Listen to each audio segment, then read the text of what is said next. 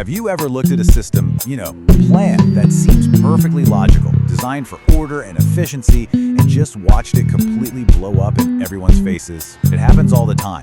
We build these systems to manage people, but so often, the very people they're supposed to manage end up breaking them. It's this fascinating puzzle you see everywhere, from the justice system to your own workplace. So what's really going on here? Let's dig in.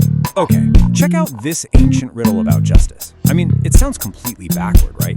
Why on earth would you ever punish the good person in a fight? It makes no sense. But stick with me here. The answer to this little puzzle, believe it or not, holds the key to understanding why so many of our modern, super logical systems fail so spectacularly. Whether it's in a courtroom or a corner office, we seem to be obsessed with this idea of command and control. We make rules, we set up procedures, we dish out punishments, all assuming that people are just going to act like predictable parts in a big machine. But here's the thing. People aren't cogs. The human element always shows up, and usually in ways we never, ever expect. And this isn't just some abstract idea. You see it playing out all the time. Just think about it. Harsher prison sentences, which are supposed to scare people straight, can actually become a kind of badge of honor that drives more gang recruitment. Or in an office, really rigid rules don't create perfect, efficient employees. They just create people who've stopped caring. It can even be something as simple as the Census Bureau sending out so many reminders that people got overwhelmed and just threw them all out. In every single one of these cases, the attempt to force a behavior created the exact opposite result. Wild, right? So that brings us right to the heart of the matter.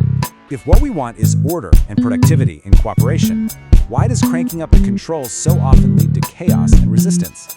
Well, it turns out the answer is that for a long, long time, we've been using the wrong map to navigate human behavior. The problem isn't where we're trying to go, it's the map we're using to get there. Our traditional map is built on a really flawed assumption that people are basically passive objects you can just manage.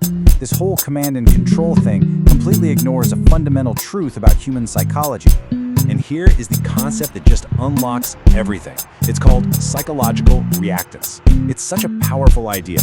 Basically, it says that when people feel like their freedom is being limited or threatened, when they feel controlled, their automatic gut reaction is to push back. It's this deep, fundamental drive to say, hey, I'm in charge of me. And let's be clear, this isn't just people being difficult for the sake of it. It's a really deep-seated human response to feeling like your autonomy, your sense of self, is being taken away. So when you build a system that's based only on control, you're not creating order. You're basically throwing down a challenge. And it's just human nature to pick up that challenge and resist. This comparison between two types of justice systems really shines a spotlight on the two different maps. The old map, retributive justice, is all about control. It asks one question: what law was broken? And its goal is punishment. But the new map, restorative justice, asks a totally different question: who was hurt here? And the goal isn't to inflict more pain, it's to actually heal relationships and repair the harm that was done. It's a completely different way of looking at the same problem. And this same exact thing plays out at work too. When managers enforce silly, pointless rules, or they take credit for their team's ideas, they aren't creating order. They're creating something psychologists call learned helplessness. It's that feeling where employees start to think, you know what, why should I even bother trying if I have no control over the outcome anyway? And that's the moment they just check out. So if that old map of command and control is busted, what does the new territory look like? Well, it's a landscape that's built not on controlling people, but on actually understanding and tapping into our fundamental human needs. Now, a great guide for this new territory is a framework called ERG theory. It's actually pretty simple, but it's so powerful. It says that all of human motivation really boils down to just three core needs. First, you've got existence. That's the basics, right?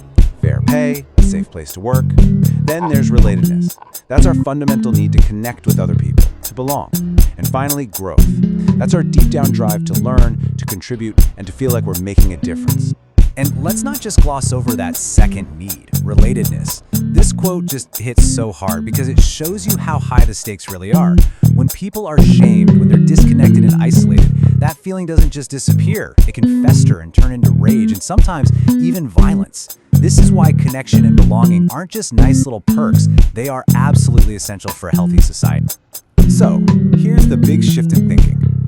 The best systems, the ones that actually work, aren't about micromanaging and tight control. They're about creating environments that meet these deep human needs for connection, purpose, and growth. They succeed because they work with our nature, not against it. Okay, so we have a new map, and it's based on human needs. Awesome. Now we need a compass. How do we actually use these insights to build better systems that really work for people, not just on them? This is the enforcement pyramid, and it's just a brilliant model for a smarter way forward. Now look at it. What's at the foundation? What's the biggest part at the bottom? It's not punishment, it's not sanctions. It's dialogue, persuasion, and trust. That is always your starting point. And here's the magic of how it works in the real world. You always start at the bottom of the pyramid. You assume people are acting in good faith, and you start with a conversation. You only climb up that pyramid to the harsher stuff, to the punishments, when trust and dialogue have completely failed. Control and force become the absolute last resort, not your first impulse. And look, this stuff actually works. After the 3 Mile Island nuclear disaster, the entire industry realized their command and control rulebook wasn't enough. They shifted to focusing on people, on culture, on improving that sense of relatedness.